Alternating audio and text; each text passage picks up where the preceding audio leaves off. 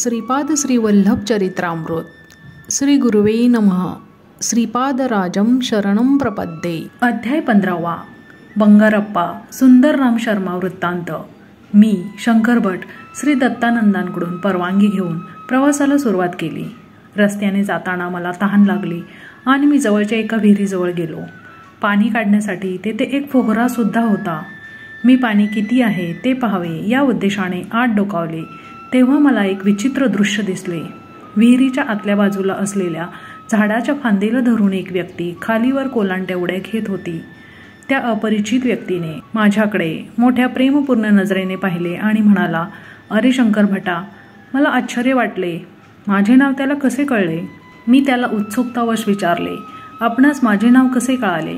तो अपरिचित गृहस्थ म्हणाला, नुसते नावच नाही तर तू श्री दत्तप्रभूंचा भक्त आहेस आणि त्यांच्या भेटीसाठी कुरुगड्डीत जात आहेस हे सुद्धा मी जाणतो. तुला भेटण्यासाठीच मी तुझी वाट पाहत आहे. त्याला बाहेर कसे काढावे या विचारात मी होतो. माझ्या हातातील दोरी मजबूत नव्हती. माझ्या मनातील भाव ओळखून तो पुण्यपुरुष म्हणाला, प्रापंचिक बंधाने संसार कुपात पडलेला मानव, तू बंधरहित असलेल्या या विचित्र योग प्रक्रियेमधील आत्मानंदात मग्न असलेल्या मला बाहेर कसा काढू शकणार? माझा मीच उठेन. आपल्याला शक्ती कमी पडल्यास श्रीपाद प्रभू करुणेने शक्तीचा अनुग्रह करतात असे म्हटल्यानंतर निमिषार्धात तो माझ्या शेजारी उभा होता. मी स्तंभित झालो. तो म्हणाला, माझे नाव बंगारप्पा, तू तहानलेला दिसतोस, मी तुझी तहान भागवतो असे म्हणून त्याने त्या पोहऱ्याने भराभर पाणी काढले आणि तो स्वतःच ते पाणी गटागटा प्याला. परंतु आश्चर्य असे की पाणी तो प्याला, तहान मात्र माझी भागली. याचे मला आश्चर्य वाटले. नंतर आम्ही दोघांनी प्रवास प्रारंभ केला. त्याने बोलण्यास सुरुवात केली. मी स्वर्णकार कुटुंबातील आहे. मी मंत्रतंत्रामध्ये प्रावीण्य मिळवलेले होते. माझ्या मंत्रांच्या सामर्थ्याने नावडत्या व्यक्तीस मारून टाकण्याची विद्या सुद्धा मला अवगत होती. भूत प्रेत पिशाच यांच्या सहवास सुद्धा मी राहिलो होतो. माझे नुसते नाव ऐकून लोक घाबरत. ज्या गावात मी जाई तेथील लोक मी भूत प्रेतांचा प्रयोग करू नये म्हणून मला विपुल धन आनंद देत असत. माझ्या चेहऱ्यावरील साधारण मनुष्यांच्या चेहऱ्यावर दिसणारी प्रसन्न कळा लोप पाहून भूत प्रेतांची असलेली विकृत कळा, क्रूर स्वभाव माझ्या चेहऱ्यावर दिसू लागला. माझ्या संचारामध्ये एकदा पूर्वपुण्याईने पिठिकापुरम लागले. श्री दत्तप्रभूंच्या अवतारामधील पवित्र अशा नगरीत शूद्र असलेल्या कुतंत्राला, परस्पर कलहाला काही कमी नव्हते. बापन्नार्यालू आणि श्रीपादांविषयी अनेक चित्रविचित्र गोष्टी कर्णोपकर्णी ऐकल्या होत्या. मी सर्वात प्रथम बापन्नार्यालूंना मारून टाकावे असा विचार केला. मी एका ओढ्याजवळ जाऊन ओंझळीने पाणी पित होतो. मला मनुष्यांना मारण्याच्या अनेक विद्यांचे ज्ञान होते. त्यापैकी एक, ज्या व्यक्तीचा अंत करायचा तिचे ध्यान करून पाणी पिले तर ते त्या व्यक्तीच्या पोटात जात असे. मी त्या ओढ्यातील पाणी पित असताना श्रीपाद प्रभू बापन्नार्यांच्या जवळ आले होते. श्रीपाद प्रेमाने बापन्नार्यांच्या पोटावर हात फिरवित होते तेव्हा ताबडतोब ते पाणी उडून जाई. मी पाणी पिऊन पिऊन थकलो, परंतु बापन्नार्यांवर त्याचा काहीच अनिष्ट परिणाम न होता ते पूर्वीसारखे सुरक्षितच राहिले. माझी विद्या का फळली नाही याचे मला दुःख झाले. श्रीपाद प्रभूंची क्षुद्रोपासका शिक्षा. मला एक सर्पमंत्र येत होता. त्या मंत्राच्या योगाने इच्छित व्यक्तीच्या घरी सर्प जाऊन दंश करीत असे. मी बापन्नार्यांचे ध्यान करून तो मंत्र उच्चारण केला. अनेक सर्प बापन्नार्यांच्या घरी गेले आणि घरी असलेल्या एका वेलावर पडवळाप्रमाणे लमकळू लागले. परंतु ते बापन्नार्यांना काहीच करू शकले नाहीत. 2 मुहूर्तांचा काळ झाल्यावर ते जेथून आले होते तेथे निघून गेले. माझा दुसरा प्रयत्न सुद्धा फसला होता. माझ्या अंकित असलेले भूतप्रेत बापन्नार्यांच्या घराजवळ सुद्धा फिरकू शकत नाहीत. हा सर्व श्रीपाद प्रभूंच्या लीलांचा चमत्कार असल्याचे मला कळून चुकले. एवढे झाले तरी माझी राक्षसी प्रवृत्ती कमी झाली नाही. मी स्मशानात जाऊन श्रीपादांची कणिकेची बाहुली करून त्याला 32 जागी 32 सुया टोचल्या. या मारण प्रक्रियेत श्रीपादांच्या शरीरास 32 ठिकाणी जखमा व्हाव्यात एवढेच नाही तर त्या सुया द्रवरूप होऊन त्यांच्या शरीरात विषाचा फैलाव होऊन त्याने त्यांचा अंत व्हावा असा दुष्ट बेत माझा होता. परंतु हा प्रयत्न सुद्धा फसला. एका रात्रीच्या वेळी माझ्या शरीरात पाणी भरत असल्याचे जाणवले. त्याने मला प्राणांतिक वेदना होऊ लागल्या. बापन्नार्यांच्या घरी सोडलेले सर्व सर्प माझ्याकडे येऊन मलाच दंश करू लागले. श्रीपादांच्या पिठाच्या बाहुलीला ज्या ज्या ठिकाणी सुया टोचवल्या होत्या त्या त्या ठिकाणी मला असह्य वेदना होऊ लागल्या. नरक यातनांचा अनुभव येऊ लागला. मी श्रीपाद वल्लभांना मनापासून अंतर्मनाने शरण गेलो. माझ्या अंतदृष्टीला श्रीपाद प्रभूंचे दर्शन झाले. ते म्हणाले, बंगारप्पा, तू केलेल्या महापापाला अनेक वर्ष इहलोकात दुःख भोगल्यानंतर नरकात सुद्धा दुःखाचा अनुभव घ्यावा लागला असता. परंतु मी तुझ्यावर कृपा करून या एका रात्रीत झालेल्या यातनांद्वारे कर्मांचा नाश करीत आहे. तुझ्या सर्व क्षुद्र विद्यांचा सुद्धा नाश करीत आहे. तरी पण कोणी तहानलेले व्याकुळ झालेला मानव तुझ्या दृष्टीस दिसल्यास तू स्वतः पाणी पिऊन त्याची तहान भागवू शकशील. कोलांटी खात झुलणे ही एक योग प्रक्रिया आहे. त्याचा अभ्यास करून तू आनंदाची प्राप्त करून घेशील. आजपासून सात्विक प्रवृत्तीचा स्वीकार करून जगशील. माझ्या मात्यापित्यांच्या घरी किंवा श्री बापांनारुनींच्या घरात पाय ठेवण्यास सुद्धा बहुजन्मांचे पुण्य असावे लागते. तुला या जन्मात तरी तसे भाग्य नाही. जीवन देणारा परमेश्वर आहे, म्हणून प्राण काढून घेण्याचा अधिकार सुद्धा त्याचाच आहे. माता पिता जन्मदाते असल्याने परमपूज्य असतात. त्यांच्या वृद्धापकाळात अनादर करणाऱ्यांकडे माझा कृपा कटाक्ष नसतो. तू आपल्या शूद्र विद्येने कितीतरी निष्पाप लोकांना अकाली मृत्यू दिलास. त्या पापाचे फळ तुला शंकरभट नावाच्या कन्नड ब्राह्मणांची भेट होईपर्यंत राहील. नंतर निःशेष होशील. तो शंकरभट माझे चरित्र लिहील असे श्रीपाद प्रभू मला म्हणाले होते. ही घटना घडली तेव्हा श्रीपादांचे वय 7-8 वर्षांचे होते. त्या दिवसापासून मी तुझी वाट पाहत आहे. आज माझा चांगला दिवस आहे असे बंगारप्पा म्हणाले. ही घटना गोंधळात टाकणारी होती. नंतर मी असमंजसपणे म्हणालो, तुम्ही पाणी पिले तर दुसऱ्याची तहान कशी भागते, यातील मर्म काय? त्यावर बंगारप्पा म्हणाले, एका योग प्रक्रियेने मी इतर जीवाच्या प्राणमय शक्तीमध्ये अनुसंधान साधतो. त्याद्वारे हे तादात्म्य भावनेने साध्य होते. रामायणकाली किष्किंधा नगरीचा वानर राजा वाली यास एका योग प्रक्रियेद्वारे त्याच्यासमोर युद्धास आलेल्या योद्ध्याच्या शक्तीच्या दुप्पट शक्ती प्राप्त होत असे. या कारणाने श्रीरामाने झाडाच्या मागे लपून त्याचा वध केला होता. विश्वामित्र महर्षींनी राम लक्ष्मणांना बला अतिबला नावाच्या 2 अत्यंत पवित्र मंत्रांचा उपदेश केला होता. या मंत्रातील स्पंदनांच्या प्रभावाने प्राणशक्तीची सिद्धी करता येते. मानवाच्या शरीराच्या शुद्धीक्रमाच्या 12 अवस्था आहेत. श्रीरामांचा देह 12व्या अवस्थेत होता. श्रीपादांचा देह सुद्धा 12व्या अवस्थेत असल्याने त्यांच्यातील अनंत शक्ती, अनंत ज्ञान, अनंत व्यापकत्व सहसिद्ध असे आहे. साधन मार्गातील 7 भूमिकांचा विचार. मानव त्याच्या विकासात 7 भूमिकेत असतो. पहिल्या भूमिकेत स्थूल देहेंद्रिये, सूक्ष्म देहेंद्रिये एकाच वेळी उपयोगात आणू शकतो. दुसऱ्या भूमिकेत सूक्ष्म देहेंद्रियाच्या आधारे सूक्ष्म प्रपंच अनुभवत छोटे छोटे चमत्कार करण्याचे सामर्थ्य प्राप्त होते. तिसऱ्या भूमिकेत सूक्ष्म शरीराच्या द्वारे दूर प्रयाण करू शकतो. तिसऱ्या व चौथ्या भूमिकांमध्ये वशीकरण केंद्र असते. वशीकरणात असताना ज्या स्थितीत असतो त्याच स्थितीत आपण राहतो. गौतम ऋषींनी अहल्येस शाप दिला तेव्हा ती आश्चर्यचकित झाली. तिला आपण शील चैतन्यात आहोत असा दृढ विश्वास होता. ती श्रीरामाच्या दर्शनापर्यंत त्या स्थितीत राहिली. अहिल्याचे शरीर शिला स्थितीत गेले होते, तसेच तिचे मन त्या स्थितीत गेले होते. म्हणजे ती तिसऱ्या व चौथ्या भूमिकेच्या मध्येच असलेल्या वशीकरण केंद्रात राहिली.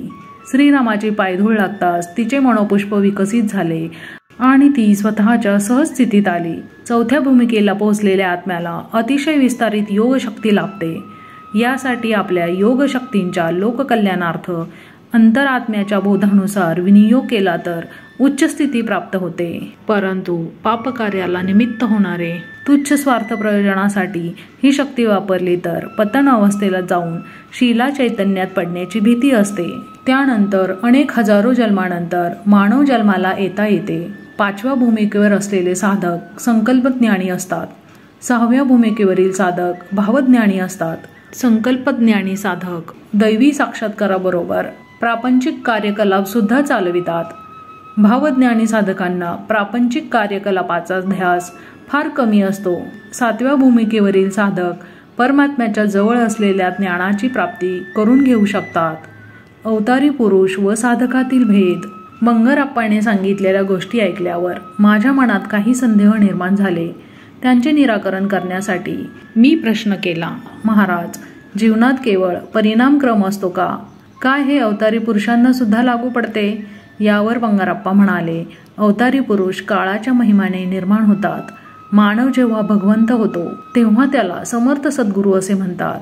देव मानव रूपात आले तर त्यांना अवतारी पुरुष म्हणतात. मत्स्य पाण्यात वेगाने पोहू शकतो. कूर्म पाण्यात व जमिनीवर दोन्ही ठिकाणी राहू शकतो. वराह म्हणजे खडगमृग, भूमीवर सहजपणे चालू शकणारा प्राणी. सिंह हा जनावरात सर्वात श्रेष्ठ प्राणी. नरसिंह अवतारात भगवान विष्णूंनी सिंहाचे मुख आणि मनुष्याचे शरीर असे रूप धारण केले होते.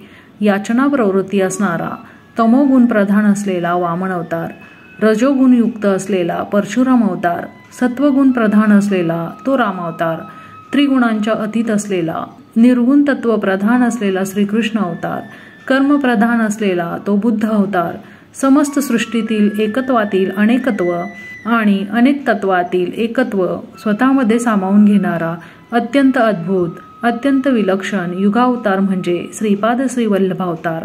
श्रीपाद प्रभूंशी ऋणानुबंध नसलेले योग संप्रदाय, मते, धर्म नाहीतच. श्रीपादांची स्थिती बुद्धिमानांना सुद्धा समजण्यासारखी नाही. त्यांच्यासारखे तेच आहेत. सर्व सिद्धांतांचा, सर्व संप्रदायाचा त्यांच्यातच समन्वय आहे. या सृष्टीचा आदिबिंदू व अंतिम बिंदू सुद्धा तेच आहेत. स्पंदनशील असलेल्या जगत व्यापाराचे निरीक्षण करणारे, संकल्प करणारे, क्षय करणारे तेच आहेत. हे गूढ असे देवाचे रहस्य आहे. सप्त ऋषींना जे समजले नाही ते मी काय सांगू. बाबा शंकर भटा, तू धन्य आहेस. त्यांचे अव्याज कारुण्य लाभेल तो धन्य होय. अन्य जीव व्यर्थ होत. सत्कर्म व दुष्कर्माचे फल विवरण. शंकर भटाने विचारले, महाराज, मला एक शंका आली आहे. समस्त कर्माचा बोध करून देणारा तोच असल्यावर लोकांमध्ये थोड्यांना चांगले थोड्यांना वाईट असे जन्माला का घालतो? त्यावर बंगारप्पा मोठ्याने हसले व म्हणाले, तू चांगला प्रश्न विचारलास. सर्व सृष्टी द्वंद्वातूनच निर्माण झाली आहे. मृत्यूचे भय नसेल तर जन्मदात्री आई सुद्धा मुलावर प्रेम करणार नाही. वेदांमध्ये पुरुष हा शब्द आत्मा या अर्थाने वापरला असला तरी आत्मा म्हणजे पुरुष नव्हे. पुरुष हा शब्द देहास सूचित करतो आणि आत्मा हा देह नाही. तो देहातून निराळा असून अजन्मा, अव्यक्त, अचिंत्य आणि विकाररहित आहे. मानवात व प्राणीमात्रात एकच आत्मा वास करतो. मनुष्य आणि देव यांच्यात मात्र भेद आहे. या भेदामुळेच मनुष्य देवत्व प्राप्त करण्यासाठी प्रयत्नशील असतो. या प्रयत्नामुळेच मानवाचा विकास होतो. देवामध्ये केवळ चांगल्या सृजनात्मक शक्ती असतात असे नाही, तर काही विघटनकारक, विनाशकारक शक्तीसुद्धा असतात. त्या शक्तींचा आवश्यकतेनुसार उपयोग करून सृष्टीचे चलनवलन सुव्यवस्थित चालविण्याचे कर्म देव करीत असतात. मनुष्यांच्या जन्मात सुख आणि दुःख ही पूर्वकर्मानुसार येत असतात. दुःख येत असल्याने मानवास सुखाचे महत्त्व कळते व तो सुख मिळवण्याचीच आकांक्षा करतो. सृष्टीमध्ये असे दिसून येते की अनेक दुष्ट, कुकर्मी, नास्तिक, जनतेला छळणारे लोक अत्यंत सुखाचे जीवन जगतात आणि सत्यवचनी, प्रामाणिक, सदाचारी, सच्छील व्यक्तींना अनेक दुर्धर संकटांना तोंड द्यावे लागते.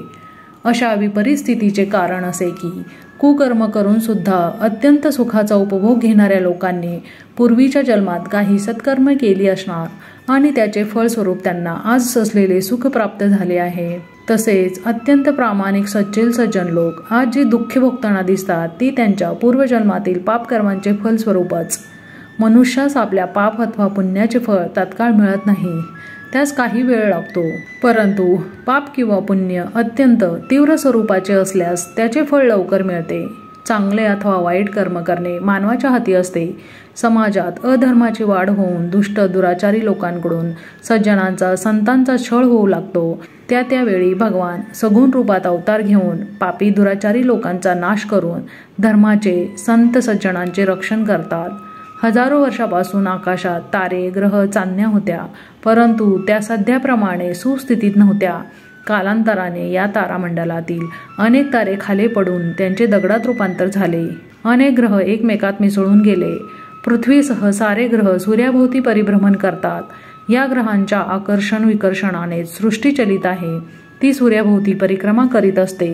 परमेश्वराविषयी आकर्षणे लोक आस्तिक होतात व सत्कर्म करण्यास प्रवृत्त होतात.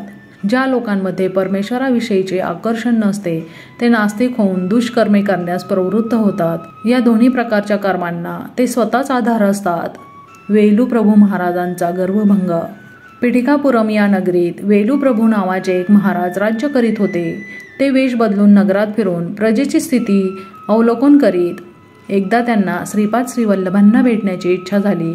त्यांनी आपल्या सेवकास अप्पलराज यांच्या घरी पाठवून आदेश दिला की श्रीपाद श्रीवल्लभ स्वामींना तात्काळ घेऊन यावे. घरात स्वामींचे आजोबा बापन्नाचार्यालू होते. सेवकांनी त्यांना राजाज्ञा सांगितली. आजोबांनी स्वामींना सांगितले, पिटिकापुरमच्या महाराजाने तुला भेटीस बोलावले आहे. श्रीपाद म्हणाले, तात, राजाच्या मनात भक्तिभाव नाही. तो अहंकारपूर्ण वृत्तीने मला येण्याची आज्ञा करतो आहे. त्याला वाटते आपण महाराज आहोत, आपली सत्ता सर्वांवर चालते. आपण म्हणू तसे झाले पाहिजे. परंतु माझे दर्शन एवढे सोपे नाही, हे तो जाणत नाही. मी महाराजांच्या भेटीसाठी जाणार नाही. स्वामी राजाच्या सेवकाला म्हणाले, तुमचे महाराज केवळ या पिटिकापुरमचे राजे आहेत, परंतु मी तर समस्त विश्वाचा चक्रवर्ती सम्राट आहे. तुमच्या महाराजांना सांगा की माझ्या दर्शनाची इच्छा असल्यास स्वतः आपण आमच्या घरी यावे. येताना गुरुदक्षिणा व चक्रवर्ती सम्राटास शोभेल असा नजराणा घेऊन यावे. हे स्वामींचे वक्तव्य ऐकून अप्पलराज व त्यांचे पिता बापन्नाचार्यालू यांनी आपापसात विचारविनिमय करून सेवकांना निरोप देऊन पाठवून दिले. सेवकांनी स्वामींचा निरोप राजास कळविला. तो ऐकून महाराज अत्यंत संतप्त होऊन म्हणाले, मी या नगरीचा महाराजा आहे. माझ्या आज्ञेचे श्रीपाद श्रीवल्लभ कसे उल्लंघन करू शकतात ते मी पाहतो. एवढे वाक्य बोलताच भोवळ येऊन सिंहासनावरून खाली पडले. सारे सेवक सिंहासनाजवळ धावले. त्यांनी राजास पाणी पाजून सावध करण्याचा प्रयत्न केला, परंतु त्याची सर्व शक्ती गेल्याप्रमाणे होऊन भयंकर अशा नरक यातना होऊ लागल्या. तत्काळ राजपुरोहित श्रीकोट सुंदर शर्मा यांना बोलावणे पाठवले. त्यांनी महाराजाची परिस्थिती पाहून स्वतः श्री दत्तात्रयांची श्रद्धाभावाने पूजा करून तीर्थप्रसाद महाराजांना आणून दिला व विभूती कपाळाला लावली. राजपुरोहित म्हणाले, पाहिलत ना माझ्या अर्चनेचा परिणाम. आपण श्रीपाद श्रीवल्लभांच्या दर्शनाची इच्छा केली ती व्यर्थ आहे, कारण ते स्वतः श्री दत्तप्रभूंचे अवतार आहेत. त्यांच्या पूजेने लहान सहान सिद्धी प्राप्त होतात. बापन्नाचार्यालूंना सुद्धा त्यांच्यामुळेच मंत्रसिद्धी प्राप्त झाली आहे. श्री व्यंकटशास्त्री हा धूर्त वैश्य स्वामींना अनेक सिद्धी प्राप्त आहेत असा प्रचार करीत असतो. महाराज, आपण बलवान असला तरी श्री स्वामींना बांधून आणणे योग्य नाही व ते आपल्या फायद्याचे नाही. महाराज राजपुरोहिताला म्हणाले, श्रीपाद श्रीवल्लभांनी काही दुष्ट शक्तीचा उपयोग करून आम्हाला त्रस्त केले आहे. यावर आपण काही उपाय सुचवावा.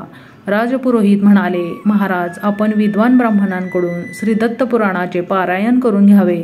स्वयंभू दत्तात्रयाची पूजा करून समाराधना करावी व ब्राह्मणांना भूदान, सुवर्णदान, अन्नदान करावे. असे केले असता श्री दत्तप्रभू प्रसन्न होऊन आपली व्याधी पूर्ण बरी करतील.